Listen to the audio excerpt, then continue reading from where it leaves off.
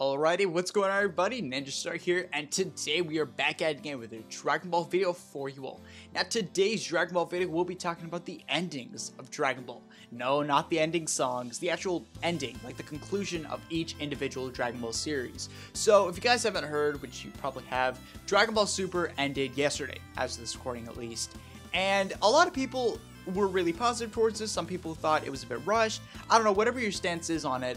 That ending, definitely, I was very pleased with it, and it made me think, how does it rank among the other Dragon Ball series endings? So that's what we're going to be talking about in this video. I will be ranking all the Dragon Ball series endings, so Ball, Z, GT, and Super. Yeah, let's get right to it. So starting off at number 4, I guess sort of at the bottom of the list, I feel kind of bad calling it that, because it's not even all that bad, it's just, you know, not my least favorite. It's Dragon Ball Z's ending.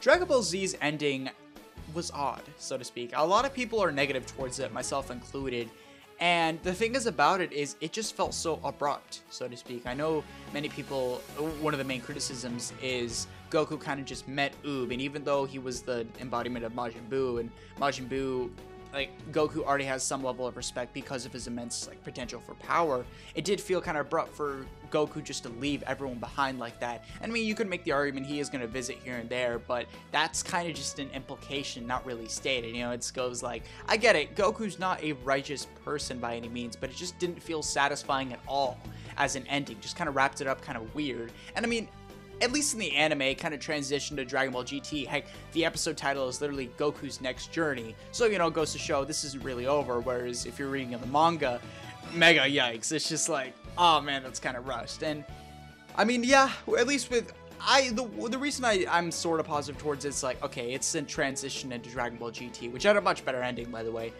So if you look at it like that, you can be a bit more positive towards it. But if you look at it even from the manga, it just seems so out of place for Goku's character, and it just seems so abrupt. I keep using that word, but that's the best way to describe this ending.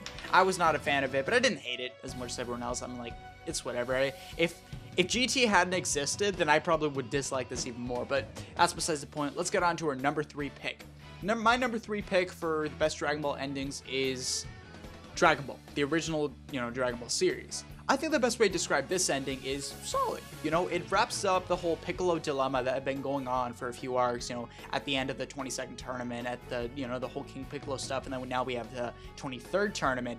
I thought it wrapped it up really nicely, because now this whole big threat is over with. Goku finally got,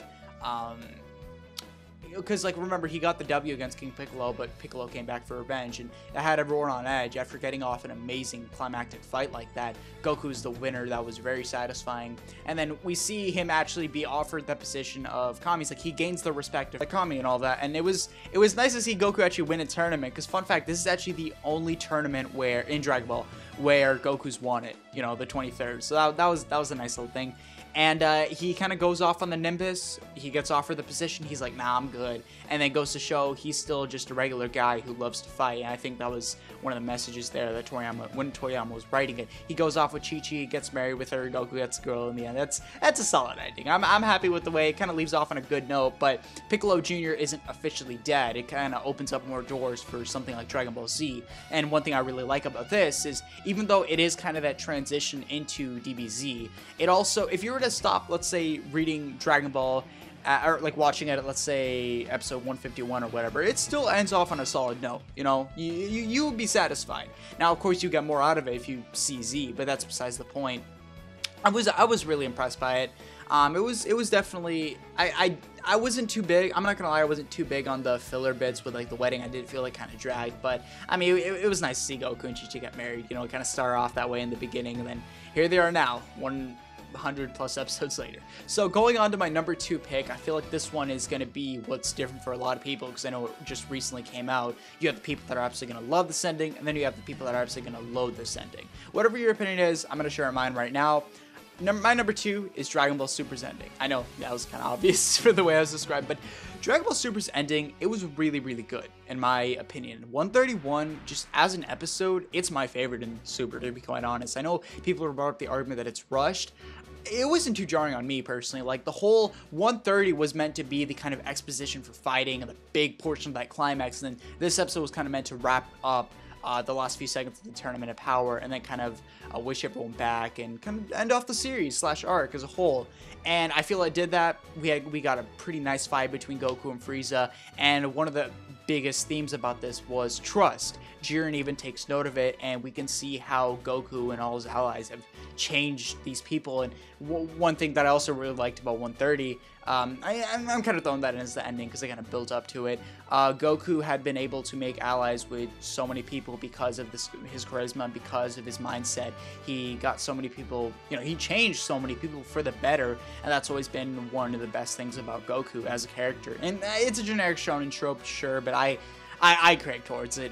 It doesn't matter. And yeah, it was nice to see that little twist of, I guess, 17 winning the tournament, wishing the universe back, shows these guys still have a heart. Like, even 17, someone who started off kind of as a bad guy, is the one to make the positive wish in the end. And we even see Frieza come back. You see him chilling with, like, the rest of the group in, like, a certain shot, so I just found that funny. I know people are going to bring up the argument that it was out of character, but I thought it was nice to see that Goku, he's able to he's a reasonable guy. He's able to be cool with, or, like, be on decent terms with pretty much most people, and the whole point of him is he's focused on fighting and breaking his limits and all that.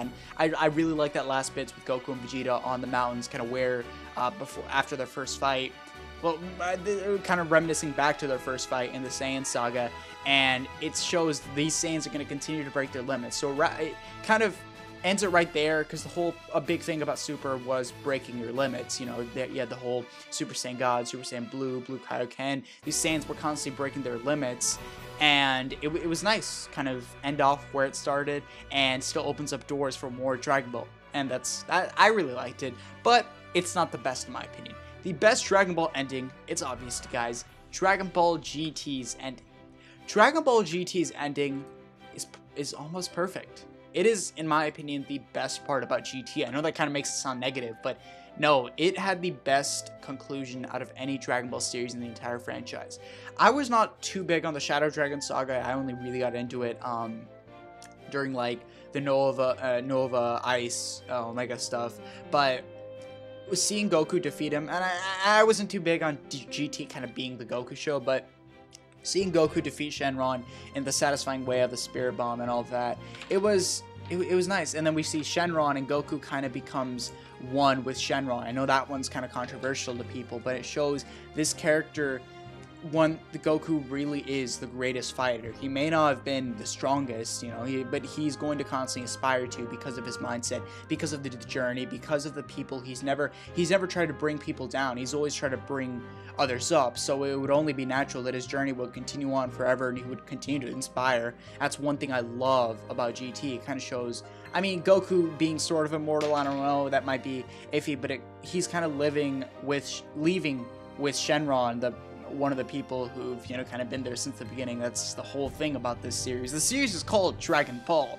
I mean, it was nice that kind of end off. It really did feel like a great conclusion. He kind of wishes everyone goodbye, and it didn't feel out of character for Goku at all. He really wanted to continue this journey, and you can tell it didn't leave us with a bad feeling. It kind of be like, all right, this character's journey wants to go on, respect that. He's still going to see him from time to time and all that.